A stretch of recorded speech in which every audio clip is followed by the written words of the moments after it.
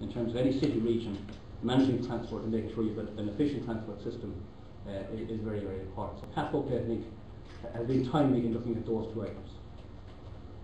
Very quickly looking at the county as I see it, and we tend to think of Cork in terms of the city, which is the red dot in the centre, and the CASP area. So if we look at the centre, which is Cork City, we have the metropolitan area where about 150,000 of the population live, compared to the city location with 120. And if you go up to the next blue line, which we describe as the CASP ring, we have about 100,000 people living in that CASP ring. So the development goes out in a sequence of circles. I think I'd also point out to you that when we look at the county, we look at north and west. So in North Cork, which is above the blue line, we've about 45,000 people, and the west we've about 55,000. And they face different problems and different challenges than CASP does. And as county manager, part and parcel of our job is to make sure that they get equal attention. I think what I point out to you particularly is the arrows going north and east. That is an indicative line of the Atlantic corridor. And I think the Atlantic corridor is going to be very important for Cork City and county. And if you look at where Mallow is located, Mallow is strategically located between Cork and Limerick on the Atlantic corridor, and I think it has great potential for growth. At this point in time, it's been held back because of some infrastructural issues which will be resolved, and the road issue is going to unleash a lot of development in Mallow. Equally to the east, I think Middleton has the potential to grow as a major town on the east. We're also trying to develop in West Cork, Clonakilty as a hub, so it doesn't have a national status as a hub, but we need to rebalance the west side of CASP. I'll come back to some of those issues later on.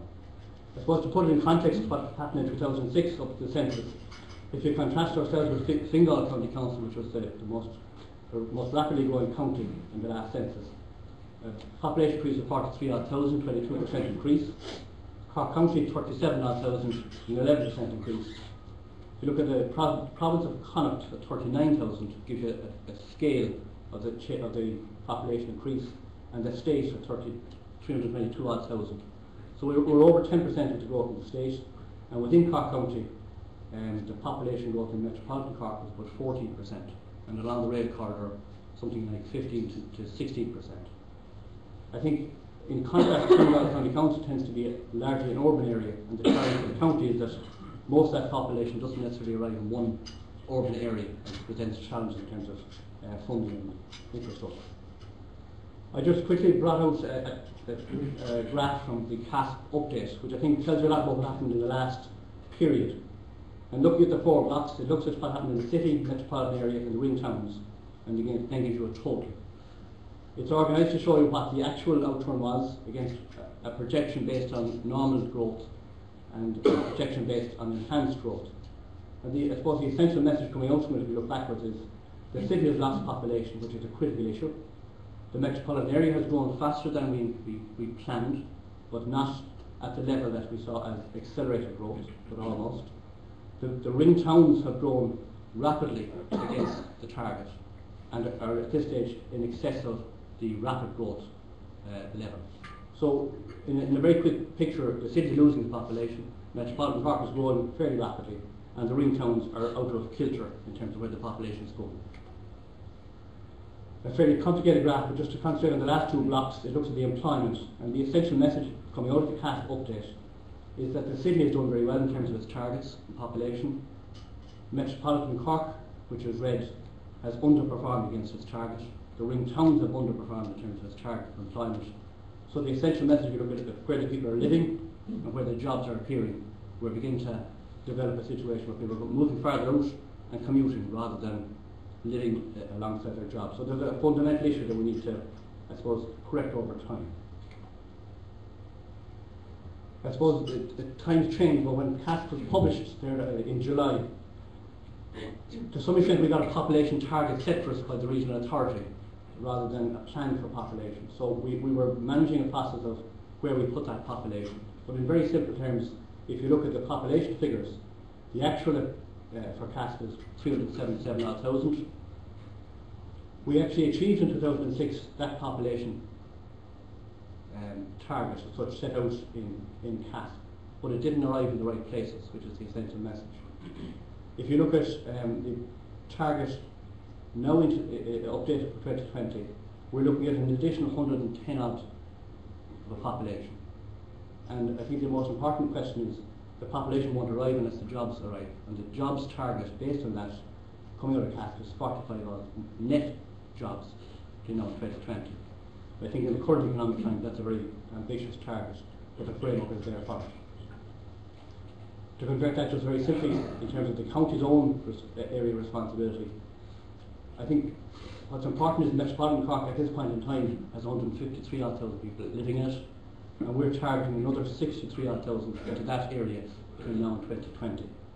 And we're trying in our strategy, in our framework, to slow down the level of development the CASP we're in and ensure that it's held within the metropolitan area and the city. So I think the big question for all of us in the current economic climate is, will it happen? I suppose you get two views from my point of view. One is, if it doesn't happen, we still have the framework. What will make it happen, I suppose, is what's more important. And I think the pace at which it happens and the pace at which infrastructure is delivered is going to be key to what will happen in Cork. So essentially it comes down to how good a location will Cork be in the current economic climate. And I think it's down to, in any presentation I go to talk about whether it's attractive. I think we've no doubt about it being attractive. I think the real issue coming out of CASP and a number of debates is it competitive? And I suppose when I think about it attractive and competitive, I simply put it down to it's about people and jobs. We're all convinced that Cork is a very attractive location. I think it does attract people to live in it. But we're not going to grow it in the current economic climate unless we can grow jobs. One of our strong assets, I think, is we have a framework. We are very good at planning and delivering infrastructure, and we have quite a lot in the pipeline. Our problem is we can't get funding for it. I think water development is a key issue around the country. You can see what's happening in Dublin in terms of their future planning. They're running out of water. I think that's a key asset we have here in Cork. I think it's something we should think about how we can use that to our advantage. Transport, I think we should give ourselves credit for what we've achieved. I think in the Cork region, there's nobody else who has reopened a commuter rail line. We've been very successful in doing that. That will happen in 2009. The city has been very successful in leading the way in park and ride facilities. We're seen as a site to look at. We've worked well in our green routes, and I think at this point in time we have a study in place called CATS, which is looking at two other transport corridors which will run from Mahon and Docklands over to possibly Ballycollig, and also run from Ballyvalan over to the airport. So I think we have a track record in terms of planning our population and our transport, and that's a key, I think, to the future of any city and region. An area I think which we need to address, and the County Council will be coming back to it, is the supporting social and economic infrastructure is an area that we need to look at. We've been very good, I suppose, at knowing where the population should go and planning for it. We've fallen behind things in the recreational and social infrastructure, particularly schools is an issue that has arisen. And I think the economic infrastructure we now need to go back and revisit. And I think we need to look at our business parks proposals. But what we have is very good. I think we need to look at whether we have sufficient choice. I think we have the quantity, but whether we have the choice, I think is an issue we need to revisit. And I think another issue in terms of competitiveness, I think we have very good public and private working relationship in Cork. And I think in the future that's going to be a key issue as finances are tighter and more difficult to release. Just a very quick look at the investment portfolio, just to give people a sense of what we have in the bag, I suppose, some of the problems we're facing, because it is, when it comes down to it, it is a competitive issue in terms of where our investment is and whether it's coming on stream. At this point in time in Cork, we have one scheme on the national